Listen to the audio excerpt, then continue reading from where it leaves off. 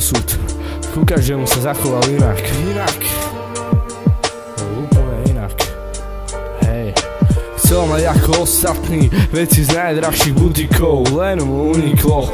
Odkiaľ na to zoberie papiere a práve kvôli ním začal robiť chybné manévre. Mal manier z toho, že ho ľudia súdili podľa toho, čo mal na sebe. A vždy keď sa pozrel na dom s drahou károu, padal na dno, padal na nos. Prečo ona také nemá nárok? Každý deň videl iba ošarpané budovy. Otec bol bez práce, jeho rodičia sa museli uskromniť. Patrili do inej kasty, bál sa zobrať svojich kamarátov ku ním nabiť. No časom si sám lámal na tých a robil jazvy tým, že sa za svoju rodinu hanbil. Zabudol, že to tak nemusí byť navždy. Chcel len byť ako oni, chcel len žiť ako oni. No v tej dobe to nebolo v jeho moci.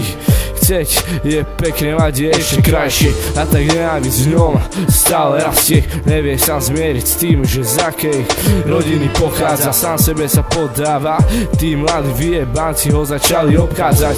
No už pochopil zmysel života, že najviac je mať rodinu v zdravie, to je najväčšia istota. Ku každému sa zachoval inak osud. Niekomu dal zlato a niekomu napľú do rúk. Niekomu dal viac, niekomu menej a niekomu málo a niekoho zase shodil na dno. Ku každému sa zachoval inak osud. Niekomu dal zlato, inému napľú do rúk. Niekomu dal viac, niekomu dal menej, niekomu dal málo a niekoho zhodil na dno.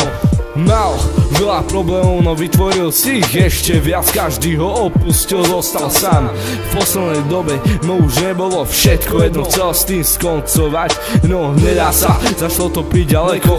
Uvedomil si, čo robil svojim blízkym, svojej rodine. Uvedomil si, že to, že sa rozpadla, spôsobil on, že on bol na vine. No už to je dávno preč, čas nemôže vrátiť späť, tak nemal na výber. Zvucho zo Slovenska začal svoj život žiť od znova v cudzine. Ku každému sa zachoval inak osud.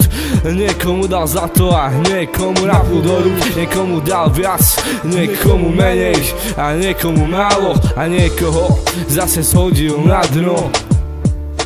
Ku každému sa zachoval inak osud. Niekomu dal zlato, inému napľú do rúk. Niekomu dal viac, niekomu dal menej, niekomu dal málo a niekoho zhodil na dno. Toto je Éter, priamo z Nových Zámkov. Étera scéna, čakaj tape. Díky za podporu a oporu. So Serom makáme, takže čakajte nové veci. Dík.